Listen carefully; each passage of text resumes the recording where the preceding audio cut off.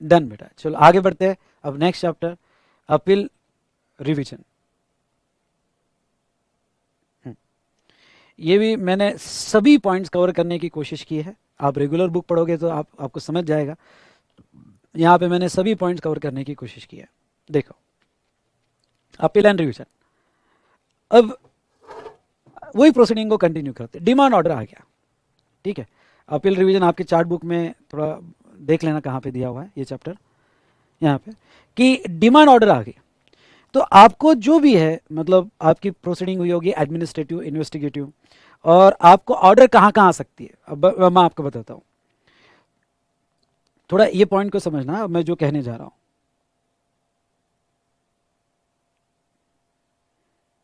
सबसे पहले मैं चार्ट लूंगा असेसमेंट ऑडिट वाला। असेसमेंट में होगा, असेसमेंट में आपको डायरेक्ट 62 और 63 का बेस जजमेंट असेसमेंट ऑर्डर आ गया, 73 74 नहीं।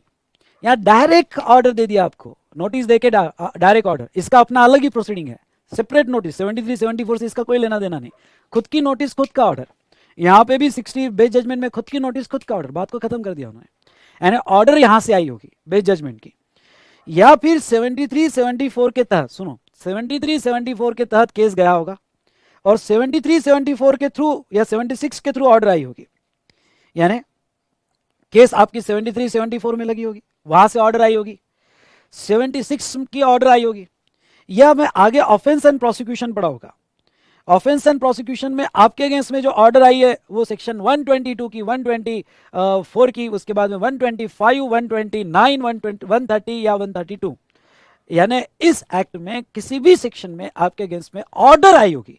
Appeal always against order, not against show cause notice. तो आपके अगेंस्ट में ऑर्डर आई होगी, जो ऑर्डर एडजुडिकेशन ऑफिसर ने, जो भी रिस्पेक्टिव ऑफिसर होंगे उन्होंने ऑर्डर फाइनल की होगी, क्यों ना वो 132 की प्रोसिक्यूशन की, अरेस्ट और इंप्रिजनमेंट का ऑर्डर हो, तो एडजुडिकेशन हो गया आपके अगेंस्ट में। मे बी बेस जजमेंट हुआ होगा, मे बी 73 74 76 का हुआ होगा, या कोई अदर आपको लिखना है तो लिख दो। अदर आप लिख सकते हो यहाँ पे सेक्शन 122 120, यहाँ पे 123 124 125 129 130 132। ओके, तो ये सिंपल वर्ड में offence and prosecution chapter, okay, उसमें आपके अगेंस्ट में ऑर्डर आया होगा। तो अब मैं इसको दो पार्ट में डिवाइड करता हूँ। ऑर्डर बाय प्रॉपर ऑफिसर, जिसने भी ऑर्डर दिया होगा, may be assistant commissioner, additional commissioner, joint commissioner या कमिश्नर, जिसने भी ऑर्डर दिया होगा, इस ऑर्डर के अगेंस्ट में मैं यहाँ दो पार्ट है, ऑर्डर बाय पीओ और second order by officer below the rank of revisional authority. ये बाद में लेता हूँ, पहले इसको कवर करता हूँ, स्टेप बाय स्टेप जाते हैं। ऑर्डर बाय प्रॉपर ऑफिसर, आपने ये चैप्टर नहीं भी पढ़ा होगा तो भी मेरे पढ़ाने से समझ जाएगा आपको, और इसके बाद और एक बार देख लेना और चार्ट के साथ कंपेयर कर लेना तो आपका पूरा कवर हो जाएगा। तो अब अपील जो है यहाँ पे फाइल करनी, भाई ऑर्डर एडजुडिकेशन हुआ और मुझे अभी भी लगता है कि मेरे साथ अन्याय हुआ है। अगर मेरे साथ अन्याय हुआ है तो मेरे पास राइट क्या है? उन्होंने तो ऑर्डर फाइनल कर दिया है मेरे अगेंस्ट में, मेरे पास राइट क्या है? तो मैं अपील में जा सकता हूं, और मेरी पहली अपीलेबल अथॉरिटी है अपीलेट अथॉरिटी, जो कमिश्नर अपील होता है। जिस पहला अपील मेरा अपीलेट अथॉरिटी, जो कमिश्नर अपील होता है, उनके पास केस जाएगा, अपीलेट अथॉरिटी। तो अब देखिए, अपील्स बाय एग्रीड पर्सन, ध्यान से पढ़िएगा, appeal bye agreed person against the order of proper officer. Appeal form आएगा APL 01, याद रहे तो ठीक है। मुझे 3 months from the communication of order, यानी जो डिमांड ऑर्डर है बेस जजमेंट की 73 74 की या अदर सेक्शन में, जिस दिन ऑर्डर आई वहां से 3 महीने के अंदर मैं अपील फाइल कर सकता हूं, और ये कॉन्डोनेशन 1 month। अगर 3 महीने में नहीं फाइल किया तो 1 महीने का, अगर AA चाहे, अपीलेट अथॉरिटी चाहे, तो मुझे कॉन्डोनेशन मिल सकता है। चलिए, केस जा रही है अपीलेट अथॉरिटी के पास, लेकिन केस जाने के पहले एक बात बड़ी इंपॉर्टेंट है, और वो है प्री डिपॉजिट्स। लॉ ये कहता है कि कोई भी केस अपीलेट अथॉरिटी के पास तभी फाइल होगी जब जो एग्रीड पर्सन है, टैक्स पेयर है, वो प्री डिपॉजिट रखेगा कोर्ट के पास। मतलब ये पैसा जाता गवर्नमेंट के पास ही है, पर गवर्नमेंट इसको टैक्स में यूज नहीं करती है, इसको डिपॉजिट कहती है।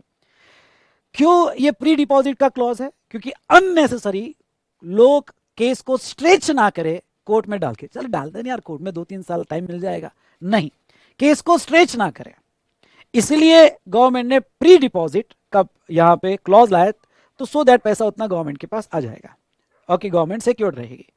और नाम है mandatory pre deposit for a appellate authority के पास किसी को भी केस फाइल करना है तो बेटा कोई भी केस जस्ट कैजुअल फाइल नहीं कर सकता, उसको ये डिपॉजिट देने पड़ेंगे तो ही केस आगे बढ़ सकती है। यहां तक समझा? क्या समझा होगा तो यस कहिएगा, मेरे साथ इन्वॉल्व रहिएगा। समझा होगा तो यस कहिएगा। अब कितना उसे प्री डिपॉजिट देना है, यहां पे कितना प्री डिपॉजिट देना है, तो full amount of tax, interest, penalty, fine agreed. ये अग्रीड वर्ड बड़ा इंपॉर्टेंट है भाई। डिस्प्यूटेड केस है, डिस्प्यूटेड केस है, डिमांड ऑर्डर उसने दे दिए, मैं मुझे कहना है कि सर जितना आपने डीओ दिया इतना तो मैं एग्रीड नहीं हूं। आपने 50 लाख का डीओ दिया, इसमें से 30 लाख मैं एक्सेप्ट करता हूं, पर 20 लाख आपका डीओ मुझे एग्रीड नहीं है, मुझे अपील में जाना है।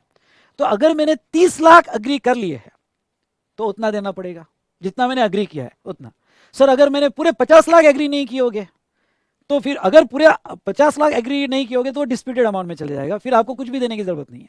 पर जितना अग्री किया है आपने उतना तो आपको देना पड़ेगा, plus 10% of disputed amount, 10% of disputed amount ये आपको देना है, सब्जेक्ट टू मैक्सिमम 25 CR, इतना डिपॉजिट रखना है। पहला केस 50 लाख का केस था, उसमें से 30 लाख मैंने यहां पे अग्रीड किया, वो तो पूरा देना पड़ेगा, टैक्स, इंटरेस्ट, पेनल्टी जो भी होगी। और बचा हुआ 20 लाख डिस्प्यूटेड है, उसका 10% मुझे डिपॉजिट रखना पड़ेगा।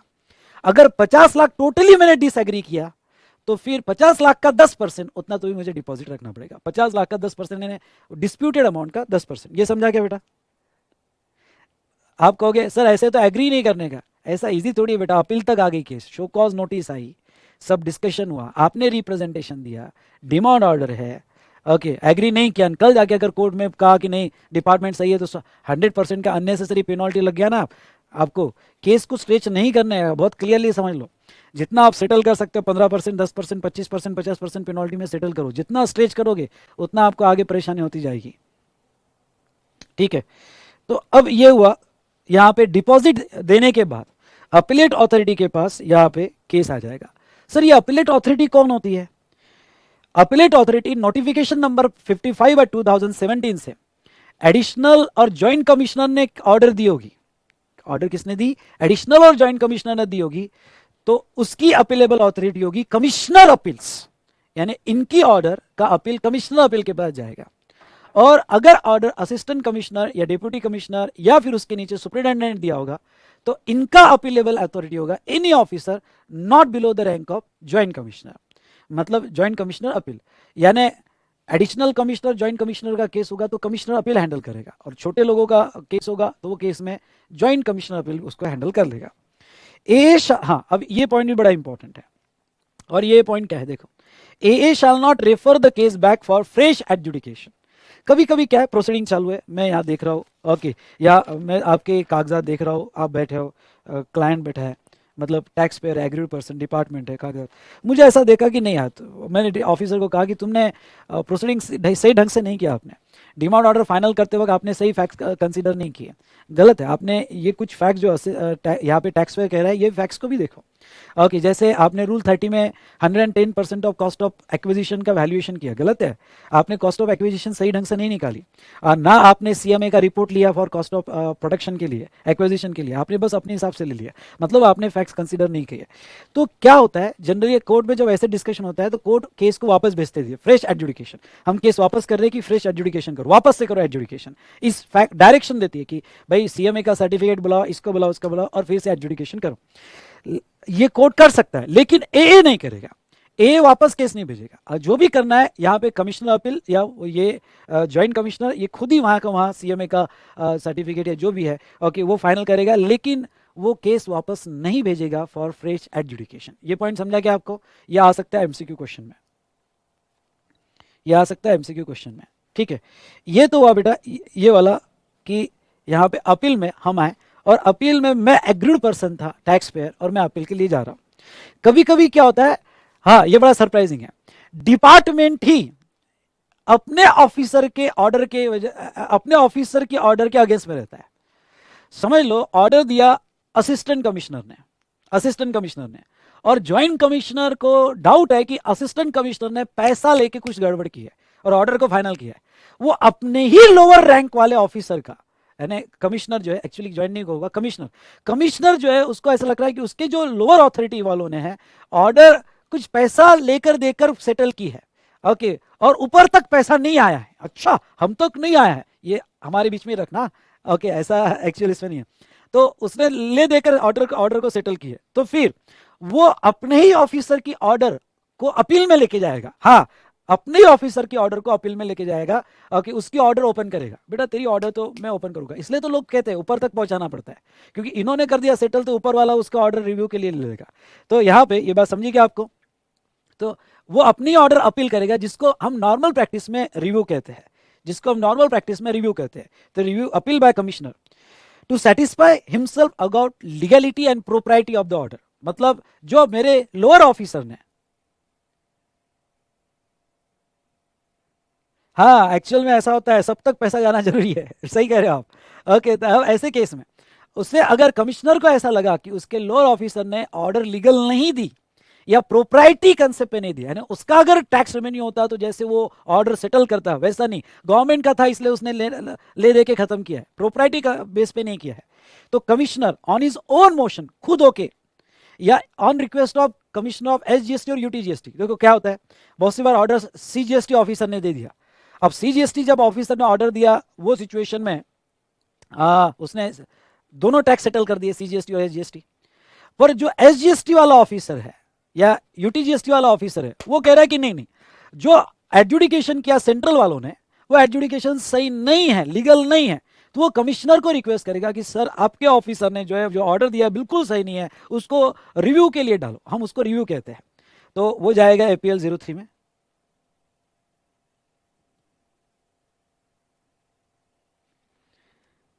हाँ तो यहाँ से, हाँ हाँ हाँ सही है, ये एरो यहाँ से निकलना चाहिए। नहीं नहीं, मैंने एरो यहाँ से लिया क्योंकि अपील के दो ऑप्शन है, either appeal agreed person file करेगा या अपील कमिश्नर फाइल करेगा। ये भी अपील ही है, ये रिव्यू नहीं है। ओके, अपील के दो तरीके, एक आइदर ये या ये ऐसा है बेटा वो। ठीक है, तो यहाँ पे फॉर्म जाएगा एपीएल 03, टाइम लिमिट होगी 6 महीना। हाँ, ये खुद के ऑफिसर की अपील फाइल करने के लिए टाइम लिमिट होगी 6 महीना। तो देखो इधर इधर टाइम लिमिट है 3 महीना, ये एग्रीड पर्सन करता है, और इधर टाइम लिमिट है 6 महीना from the communication of order, और कॉन्डोनेशन यहाँ पे 1 मंथ है, और यहाँ कोई प्री डिपॉजिट नहीं है, गवर्नमेंट अपने आप से थोड़ी प्री डिपॉजिट लेगी, यहाँ कोई प्री डिपॉजिट नहीं है। और ये कमिश्नर केस को भेजेगा अपीलेट अथॉरिटी के पास कि देखो यार ये लीगल है या नहीं है, ओके, ये बेवकूफ इसने कैसी ऑर्डर पास की है, ये बेवकूफ ने, देखो उसको लीगल है, तो अपीलेट अथॉरिटी उसको चेक करेगा कि वो सही इस पे पास हुआ है या नहीं पास हुआ है। तो ये पार्ट हमने देखा अपील और उसका रिव्यू। उसके बाद में नेक्स्ट अब आते हैं रिवीजन। ओके, एक्चुअली इसको रिव्यू नॉर्मल प्रैक्टिस में कहते हैं, आप यही कहना अपील बाय कमिश्नर, ठीक है, अपील बाय कमिश्नर। अब मैं रिवीजन पे आ जाऊंगा, नहीं तो फिर आप अननेसेसरी ये फंदे में पड़ जाओगे, सर रिव्यू और रिवीजन में क्या डिफरेंस है। ये रिव्यू मेरा वर्ड है जो पुराने एक्साइज में हम यूज करते थे, आप तो यही कहना अपील बाय कमिश्नर। अब मैं आऊंगा रिवीजन के लिए।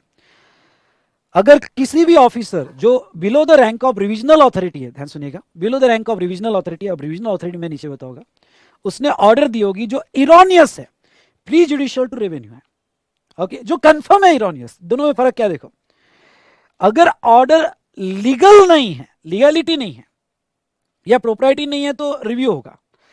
यहां पे अभी तक कमिश्नर कंफर्म नहीं है कि भाई ये सही है क्या गलत है, उसको लग रहा है पर कंफर्म नहीं है, तो फिर वो खुद के ऑफिसर की अपील फाइल करेगा अपीलेट अथॉरिटी के पास और चेक करवाएगा कि एक बार चेक करो इस एज पर लॉ है या नहीं है, ठीक है। लेकिन ये कंफर्म है कि इरोनियस ऑर्डर दी गई है, बहुत ही गलत फैक्ट्स पे ऑर्डर दी गई है, जो गवर्नमेंट का नुकसान करवाता है या कंप्लीट इलीगल और इम्प्रॉपर है, जो कंफर्म हो चुका है, या not considering the material facts, तो फिर डायरेक्ट रिवीजन के लिए चल जाएगा। फिर हम हमारा टाइम पास नहीं करेंगे कि अपीलेट अथॉरिटी आप बताओ क्या होगा, कैसे होगा, क्या सही है गलत, अरे टाइम पास नहीं होगा, डायरेक्ट रिविजनल अथॉरिटी के पास केस चले जाएगी। ये मेरा पॉइंट समझ रहा है कि आपको, अगर कंफर्म है कि इरोनियस है, इलीगल, इम्प्रॉपर है, या not considering the material facts. आप मेरी बात समझ पा रहे हो क्या? यस और नो? Very good. ओके, तो यहां पे रिवीजन के लिए जाएगा।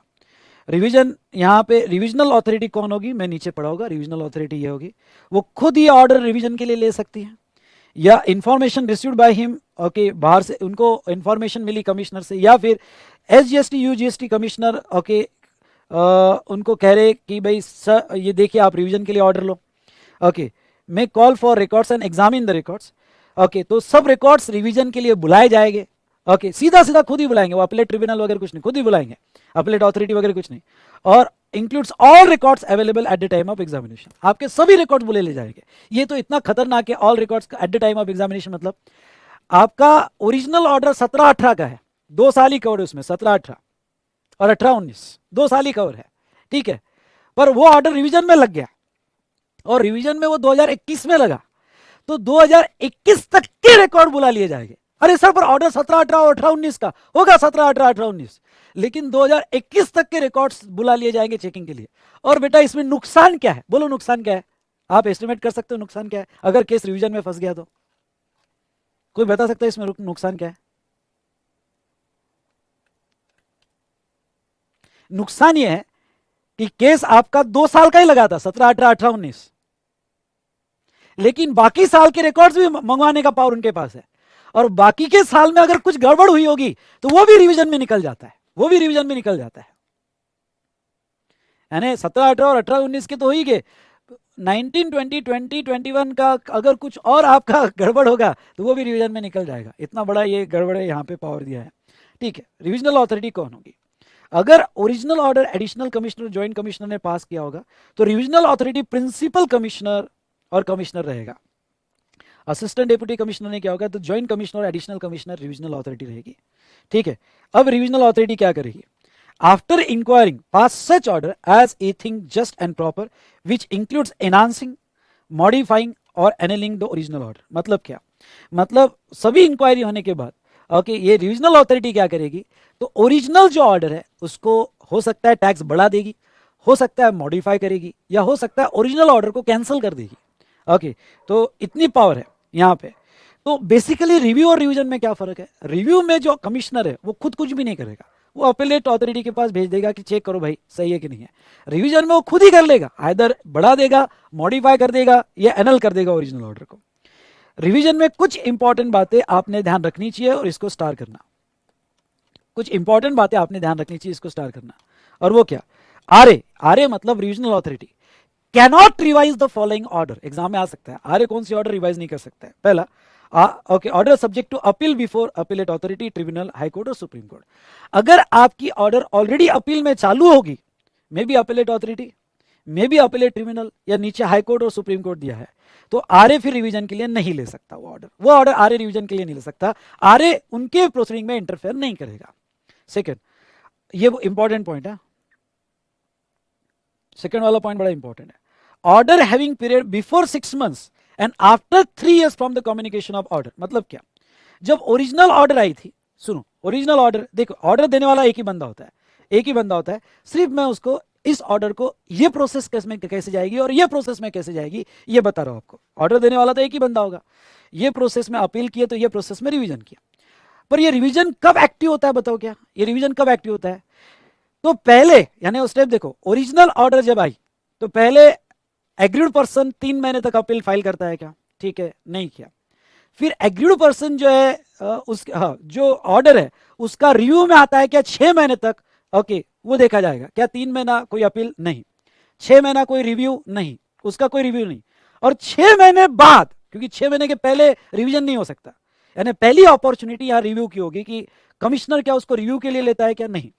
फिर 6 महीने बाद अगर पता चला कि वो इलीगल है, इरोनियस है, या मटेरियल फैक्ट्स कंसीडर नहीं किए, तो 6 महीने बाद वो रिवीजन के लिए ली जाएगी।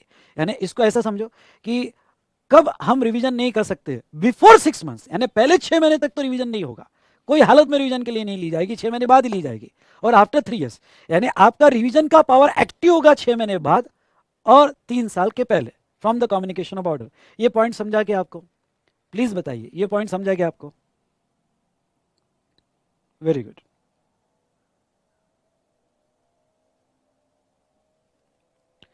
ठीक है, उसके बाद में next, order already taken for revision. अगर ऑर्डर पहले ही रिवीजन के लिए ले लिया गया तो फिर वापस नहीं ली जाएगी।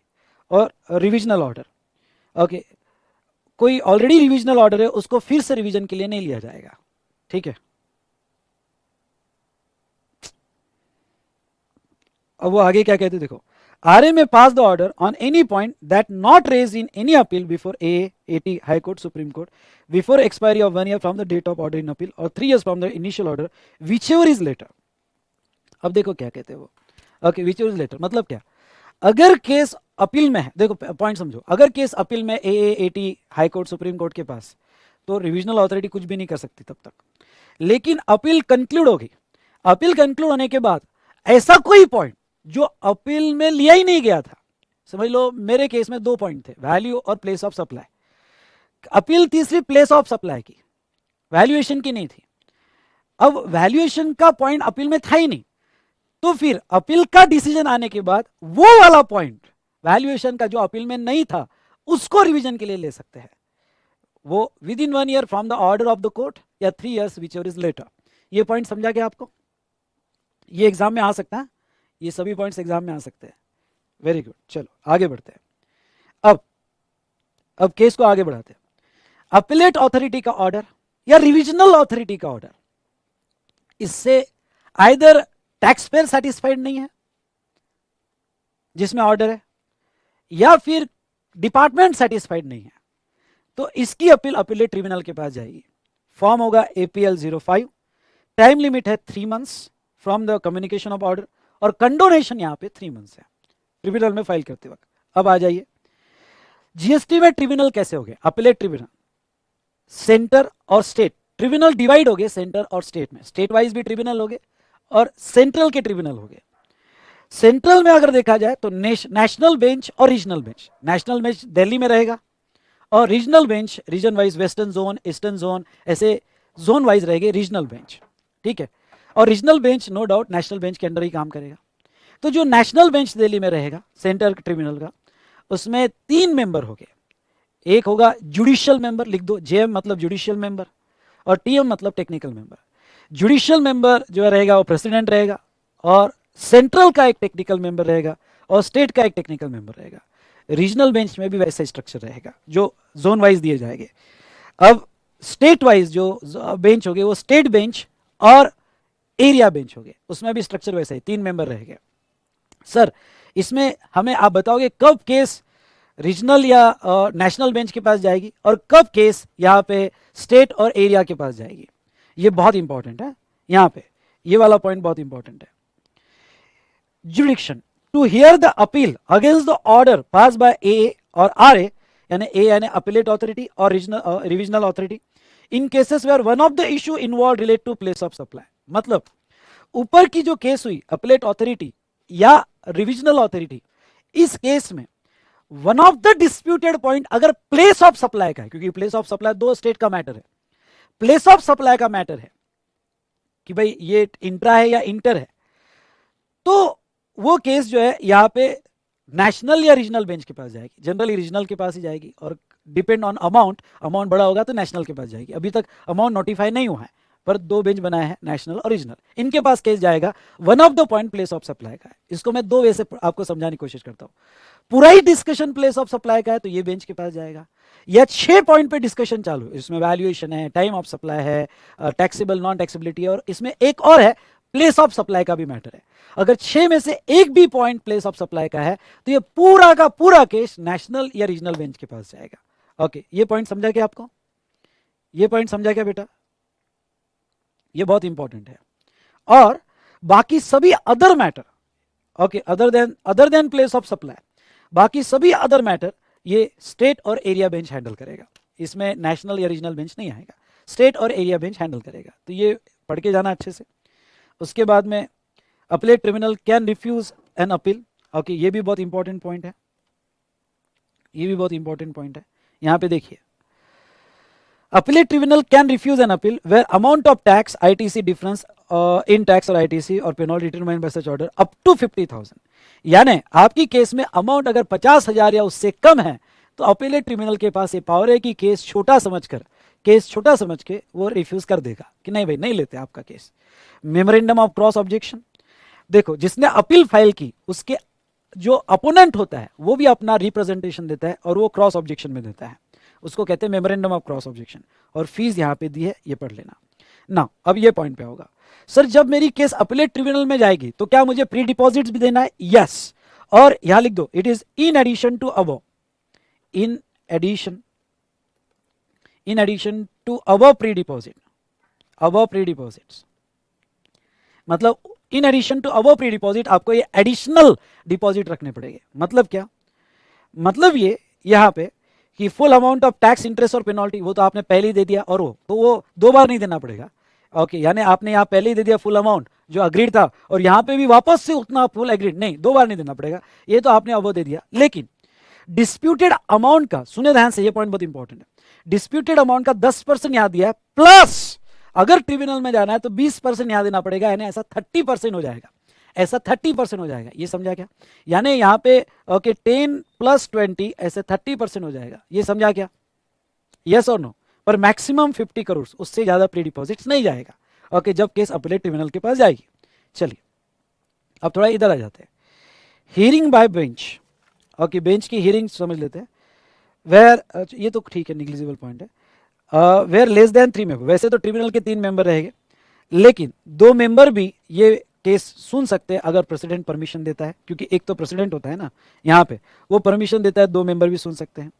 और यहाँ पे if appeal amount is up to 5 lakh and no question of law involve, मतलब केस 5 लाख के नीचे का है या 5 लाख तक का और उसमें कोई ऐसा इंटरप्रिटेटिव मैटर नहीं है, तो एक मेंबर भी उस केस को सुन सकता है। ठीक है, ये आपकी जानकारी के लिए मैंने दे दिया।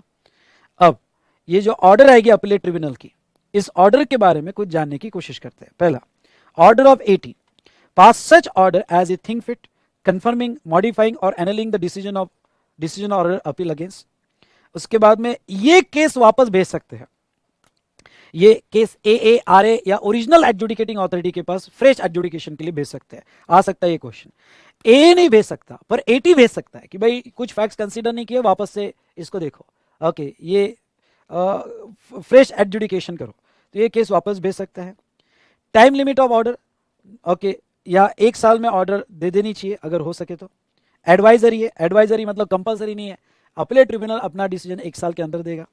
कॉपी ऑफ ऑर्डर उसने original adjudicating authority AARA appeal and jurisdictional commissioner सबको उसकी कॉपी भेज देना चाहिए। और बाइंडिंग इफेक्ट, ये इंपॉर्टेंट है, binding effect, every order pass by 80 shall final and binding on the parties unless dispute is taken to a higher authority।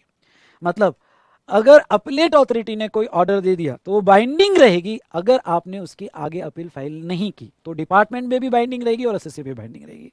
Okay, कुछ important note, any order made by appellate tribunal may be enforced by it in the same manner as it is a decree of court।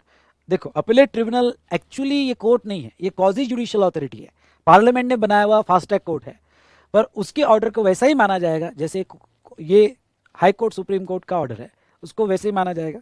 And all proceeding before 80 shall be deemed to be judicial proceeding माना जाएगा। ठीक है, अब rectification of order by 80, ठीक है, कभी कभी order में गलतियां हो जाती है, ऑर्डर देते हो अपेरेंट फ्रॉम रिकॉर्ड्स, ऑर्डर में किस टाइप की गलतियां हो जाती है, मिस्टेक अपेरेंट फ्रॉम रिकॉर्ड्स, जैसे रेट इंटरेस्ट रेट 18% का 81% हो जाता है।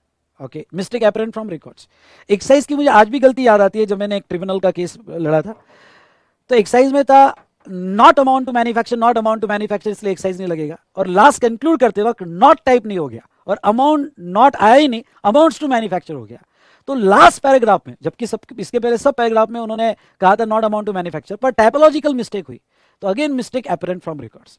तो ऐसी जो मिस्टेक जो डिसीजन नहीं बदलती है पर मिस्टेक दिख रही है अपेरेंट फ्रॉम रिकॉर्ड्स, उसका वो यहां पे रेक्टिफिकेशन कर सकते हैं, बाकी अपने डिसीजन नहीं बदल सकते। ठीक है, ये पॉइंट ध्यान में सुनना। ओके, अपीलेट ट्रिब्यूनल में amend any order pass by it so as to rectify any error apparent on the face of record. Okay, any error apparent from the face of record, if such error is noticed in the order by own accord या फिर notice में लाया गया by commissioner या party to appeal, और ये 3 महीने में रेक्टिफाई कर सकते हैं। If amendment has effect of enhancing an assessment और रिड्यूसिंग द रिफंड और ITC otherwise increasing the liability, then party has been to be given opportunity of being heard। ये रेक्टिफिकेशन की वजह से कोई टैक्स बढ़ जाता है या ITC कम हो जाता है या लाइबिलिटी अराइज हो जाती है, तो वो सिचुएशन में यहाँ पे दोस्तों जहाँ तक है यहाँ उसको अपॉर्चुनिटी ऑफ बीइंग हर्ड देनी पड़ेगी। ये हुआ ऑर्डर ऑफ अपीलेट ट्रिब्यूनल। चलो अब फटाफट आगे का कदम कर लेते हैं। ओके, यहां तक अच्छे से समझ में आया दोस्तों? सर अगर मेरा 2 पॉइंट है पीओएस और आईटीसी, तो case before A against I have file appeal 80 में सेंटर के पास पीओएस एंड नहीं नहीं नहीं नहीं नहीं, अब अगर आपके 2 पॉइंट है तो पूरा का पूरा केसेस रीजनल या नेशनल बेंच के पास जाएगा। वो ऐसा डिवाइड नहीं होता है। आपके अगर आईटीसी का मैटर है और पीओएस का मैटर है तो पूरा का पूरा केस यहाँ पे रीजनल बेंच के पास जाएगा। ठीक है, अब देखो अपीलेट ट्रिब्यूनल का डिसीजन आ गया, अपीलेट ट्रिब्यूनल का डिसीजन आ गया। अब इसके आगे फ्लो कैसा बढ़ता है? आप अग्रीड नहीं हो या डिपार्टमेंट अग्री नहीं है डिसीजन से, तो अब पहला पॉइंट देखो, order if order of 80 appellate tribunal, हाँ ऑर्डर इज ऑफ 80 नेशनल या रीजनल होगा, there disputed point place of supply था। अब नेशनल या रीजनल ट्रिब्यूनल है, इनके अगेंस्ट में अपील फाइल करना है तो वो डायरेक्ट सुप्रीम कोर्ट के पास जाएगी, हाई कोर्ट के पास नहीं। नेशनल या रीजनल ट्रिब्यूनल का अपील यानी इनका अपील डायरेक्ट सुप्रीम कोर्ट के पास जाएगा। ठीक है, तो appeal shall be lie to supreme court against the order pass by national tribunal और रीजनल ट्रिब्यूनल। लेकिन अगर ऑर्डर स्टेट ट्रिब्यूनल और एरिया ट्रिब्यूनल का होगा तो वो केस में हाई कोर्ट के पास जाएगा। हाई कोर्ट ये ऑर्डर एक्सेप्ट करेगा for appeal in form APL 08 180 days में, और उसमें क्वेश्चन ऑफ लॉ इन्वॉल्व होना चाहिए। यानी सब्सटेंशियल क्वेश्चन ऑफ लॉ, अगर हाईकोर्ट को लगता है कि ये इंटरप्रिटेशन मैटर है और इसमें substantial question of law involve है, सब्सटेंशियल क्वेश्चन ऑफ लॉ मतलब इंटरप्रिटेशन मैटर है, तो फिर हाईकोर्ट उसको केस को लेगा और फिर हाईकोर्ट के अगेंस्ट में अपील फाइल करनी है तो वो केस सुप्रीम कोर्ट में जाएगी, हाईकोर्ट से सुप्रीम कोर्ट में जाएगी। पर ये लाइन पढ़ना बहुत जरूरी है। Appeal shall lie to supreme court against the order pass by high court where high court certifies to fit case for supreme court. हर केस में हाईकोर्ट को एंडिंग में सर्टिफाई करना पड़ता है कि हाईकोर्ट को ऐसा लिखना पड़ता है कि भाई हम ये डिसीजन दे रहे हैं पर आप चाहो तो सुप्रीम कोर्ट में जा सकते हो। ओके, तो अगर हाईकोर्ट यहां पे हर केस में नहीं, सॉरी मैंने गलती से बोल दिया, अगर हाईकोर्ट लास्ट कंक्लूडिंग लाइन में ये लिखता है कि आप चाहो तो सुप्रीम कोर्ट के पास जा सकते हो तो वही केस सुप्रीम कोर्ट के पास जाएगी। लेकिन हाईकोर्ट ने ये नहीं लिखा आप चाहो तो सुप्रीम कोर्ट के पास जा सकते हो, सर्टिफाई नहीं किया, तो फिर वो केस सुप्रीम कोर्ट के पास नहीं जाएगी। हाईकोर्ट आखिरी में सर्टिफाई करेगा कि okay this is our decision, if you want you can go to supreme Court, तो ही वो केस आगे बढ़ेगी और सुप्रीम कोर्ट के पास जाएगी। ये पॉइंट समझा क्या आपको? यस और नो?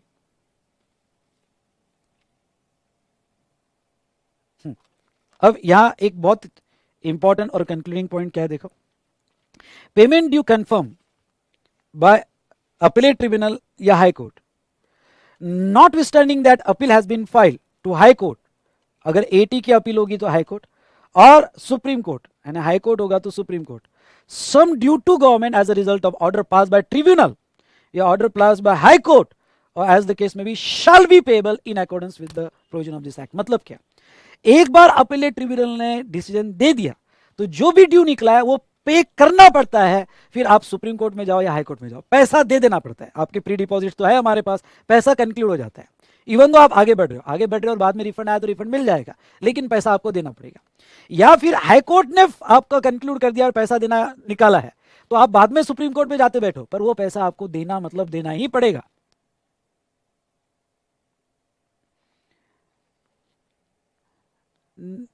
आपको पैसा देना ही पड़ेगा। हाँ, अगर हाईकोर्ट ने ऐसा नहीं लिखा कि फिट फॉर सुप्रीम कोर्ट तो फिर हाईकोर्ट का डिसीजन फाइनल रहेगा, हाईकोर्ट का डिसीजन फाइनल रहेगा।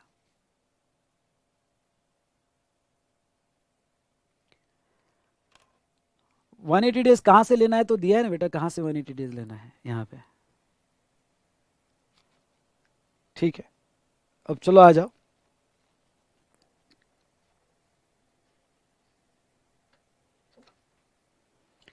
Production of additional evidence before a or 80। हाँ, ये वाला पॉइंट भी इंपॉर्टेंट है, additional evidence. Appellant shall not allowed, appellant shall not allowed to produce before AA or 80 additional evidence where oral or documentary। पहला point देखो, यहां पे जब भी केस कोर्ट में चालू है तो आप कोई भी ऐसा एविडेंस जो आपने शो कॉज नोटिस इश्यू हुई थी तब आपने प्रेजेंट नहीं किया। आपके क्वेश्चन लेता हूं बेटा, पहले तो मुझे ये समझाने दो, चैप्टर को कंप्लीट करने दो। आपने जब शो कॉज नोटिस दी थी तब आपने रिप्रेजेंट नहीं किया था, आपको कॉज तो पूछे गए थे, तो ऐसा कोई भी एविडेंस है जो प्रोसीडिंग में आपने, जब प्रोसीडिंग चल रही थी इनिशियल प्रोसीडिंग आपने नहीं रखा और सडनली कोर्ट के सामने रख रहे हो तो अलाउड नहीं होता है, अलाउड नहीं होता है।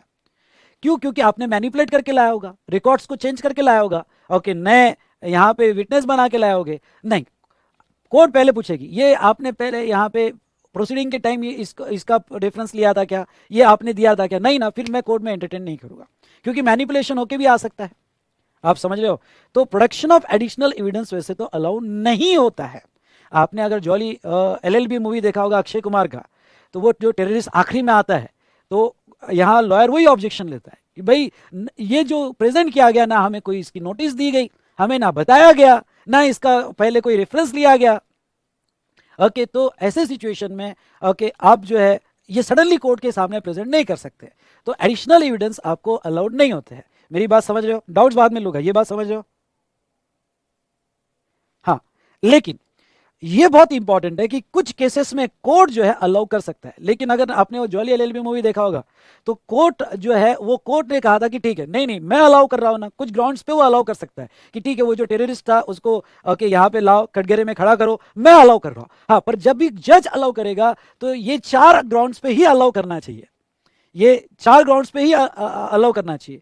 तो देखो कौन से following cases production of additional evidence shall be allowed. पहला, adjudicating authority or a refuse to admit the evidence or to have been admitted. मतलब क्या, हमने वो एविडेंसेस ओरिजिनल जो एडजुडिकेटिंग अथॉरिटी थी, ऑफिसर जिसने ऑर्डर लगाया था उसको दिए थे, या ए अपीलेट अथॉरिटी को दिए थे, लेकिन उन्होंने एडमिट ही नहीं किए।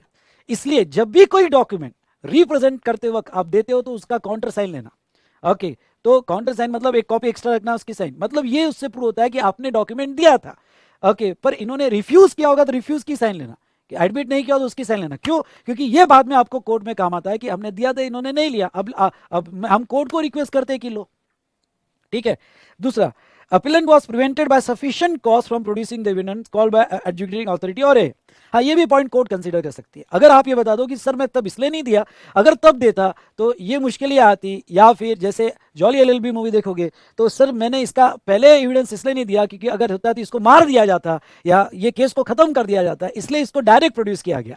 वैसे कुछ एविडेंस ऐसे कि सर तब सफिशिएंट ऐसे कॉज थे कि जिसके वजह से मैं प्रोड्यूस नहीं कर पाया, तो फिर कोर्ट कहेगा ठीक है हम तुम्हारे रीजन को समझते हैं और यहाँ पे अलाउ कर देगा। तीसरा, appellant was prevented by sufficient cause from producing the evidence relevant to any ground of appeal। ये ख्याल रहे, दूसरा और तीसरा पॉइंट सेम लगेगा ऐसा नहीं है, कोई भी अपील का ग्राउंड होगा और वो ग्राउंड ओके सफिशिएंट कॉज था कि वो ग्राउंड को क्यों एक्सप्लेन नहीं कर पाया, तो एडिशनल एविडेंस प्रोड्यूस हो गए।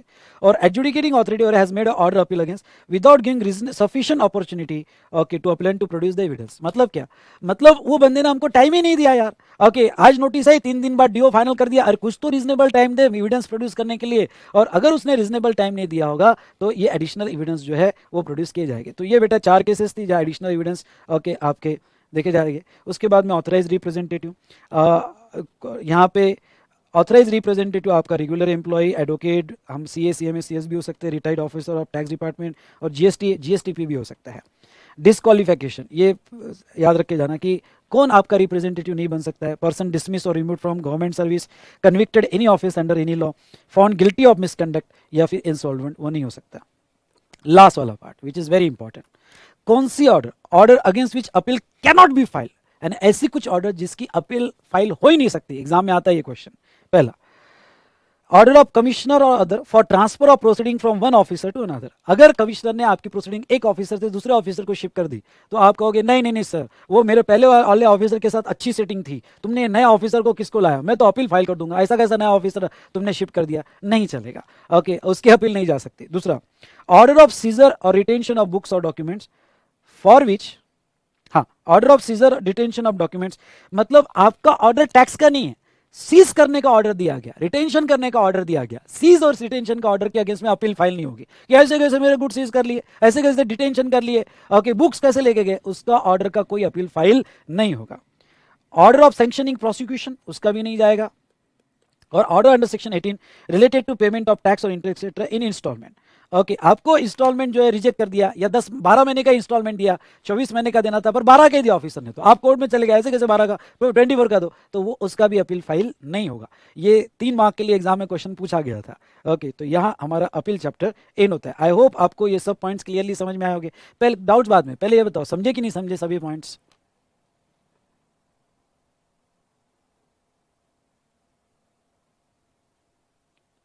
चलो अब आपके डाउट्स लेता हूँ। ट्रांसफर ऑफ प्रोसीडिंग, सबसे पहले तो डाउट ये लेता हूँ। Transfer of proceeding to another officer, review और revision order as the case ही। नहीं नहीं नहीं नहीं नहीं, ये ट्रांसफर ऑफ प्रोसीडिंग अलग है। ये ट्रांसफर मतलब एक ही असिस्टेंट कमिश्नर से दूसरे असिस्टेंट कमिश्नर को दिया गया, अपलेट अथॉरिटी को नहीं दिया गया। एक ही असिस्टेंट कमिश्नर से दूसरे असिस्टेंट, भाई ये काम नहीं कर रहा, अच्छा दूसरे को दे दो, वो कवर करता है। Appeal to supreme Court, appeal to supreme Court की टाइम लिमिट भी 180 डेज होगी क्या?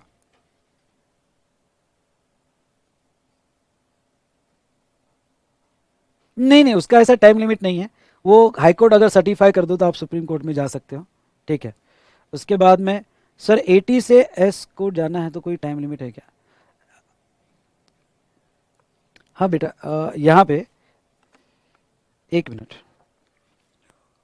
सुप्रीम कोर्ट के लिए आपको जाना है तो टाइम लिमिट एक मेरे को भी एक बार चेक करने दो।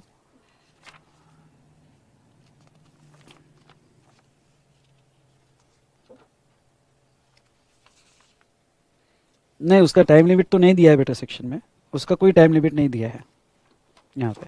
तो सुप्रीम कोर्ट में बेटा जहाँ तक देखा जाए, तो जहाँ तक देखा जाए दो केसेस आ सकती है। एक रीजनल बेंच से आ सकती है, रीजनल यहाँ पे, या ट्रिब्यूनल बेंच से आ सकती है, और यहाँ से आते हैं।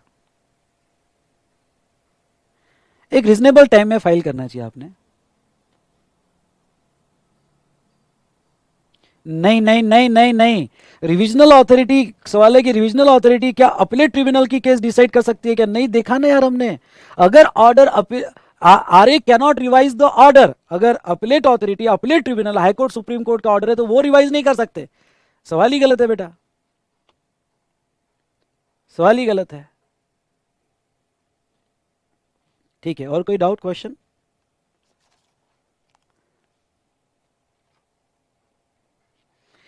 तो चलिए आज का रिवीजन हमने यहाँ एंड कर दिया। आई होप आप पूरी रिवीजन से सेटिस्फाई हो गए, आपको मजा आया होगा। और हमने यहाँ पे दो जो प्रोसीजरल चैप्टर है उसको चार्ट में लेके कुछ प्रैक्टिकल केस एग्जाम्पल देख के हमने खत्म करने की यहाँ पे कोशिश की है। तो इस दो चार्ट में आपका पूरा खत्म हो जाएगा, पूरा यहाँ पे खत्म हो जाएगा। तो चलिए आज का सेशन यही एंड होता है।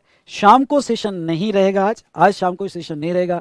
कल हम कंटिन्यू करेंगे हमारे रेगुलर टाइम सुबह 7 बजे, ठीक है। आज शाम को कोई सेशन नहीं रहेगा। तो चलिए, यस मज़ा आया आपको, वेरी गुड। हाँ, एटलीस्ट उतना तो मिल ही जाएगा आपको। थैंक यू बेटा। तो चलिए यहाँ रुकते हैं। Thank you to all of you, bye. हाँ, नेक्स्ट टॉपिक्स जो है यहाँ पे, हाँ एक बात और बता दूं, रिफंड, रिफंड नेक्स्ट टॉपिक रहेगा। उसमें एक मिनट एक मिनट एक मिनट एक मिनट, नेक्स्ट टॉपिक रिफंड, उसका जो पहला 1 घंटा है वो मैं अभी अपलोड कर दूंगा, वो देख लेना। और नेक्स्ट टॉपिक रिफंड का 1 घंटा जो है वो अभी देख लेना आपने। वो एक पूरी प्रोसीजर मैंने एक्सप्लेन की है, और उसके आगे मैं लाइव स्ट्रीमिंग में कंटिन्यू करूंगा।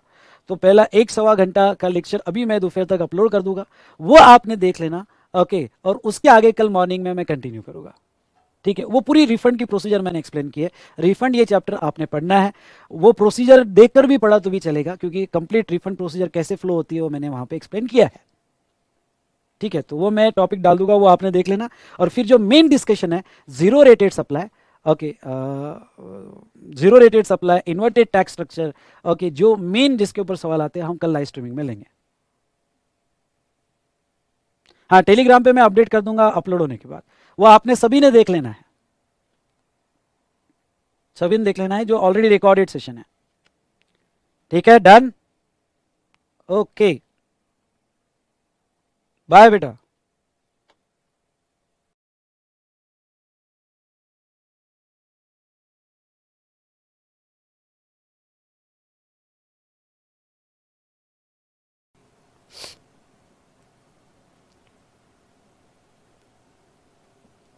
नेक्स्ट चैप्टर लेते हैं अपील एंड रिवीजन। चलिए, तो यहां देखते हैं अपील एंड रिवीजन। इसमें क्या, एक छोटी सी अमेंडमेंट है, और वो है प्री डिपॉजिट से रिलेटेड, जो मैंडेटरी डिपॉजिट्स होते हैं। ये मैंडेटरी डिपॉजिट्स क्या होते हैं बेटा? अगर आपको अपीलेट अथॉरिटी में अपील फाइल करना है या ट्रिब्यूनल में अपील फाइल करना है, तो आपको डिपॉजिट्स रखने पड़ते हैं, यानी आपको टैक्स तो देना ही पड़ता है। टैक्स, इंटरेस्ट, फाइन जो भी आपने अग्री किया है वो तो आपको पूरा ही देना पड़ता है, और डिस्प्यूटेड अमाउंट का 10% आपको देना पड़ता है अगर आप अपील ए के पास फाइल कर रहे हो, तो इतना डिपॉजिट रखना पड़ता है। लेकिन उसमें एक प्रोविजो ऐड हुई, और ये प्रोविजो क्या कहती है, provided that no appeal shall be filed to A against the order under section 129(3) unless sum equals to 25% of penalty has been paid by applicant। लेकिन अगर अपील सेक्शन 129(3) की होगी यानी ट्रांजिट में आपके गुड्स डिटेन किए होंगे, तो आपको मिनिमम 25% ऑफ पेनल्टी, यानी आपकी पेनल्टी जो भी लगी होगी 200% लगी होगी या 50% ऑफ वैल्यू ऑफ गुड्स लगी होगी, तो जो भी पेनल्टी लगी होगी 129(3) में और उसकी अपील होगी, तो आपको मिनिमम 25% तो आपको डिपॉजिट रखना पड़ेगा, तो ही आपकी अपील एंटरटेन की जाएगी, अदरवाइज नॉट। ठीक है, तो ये प्रोविजो यहाँ पे इतनों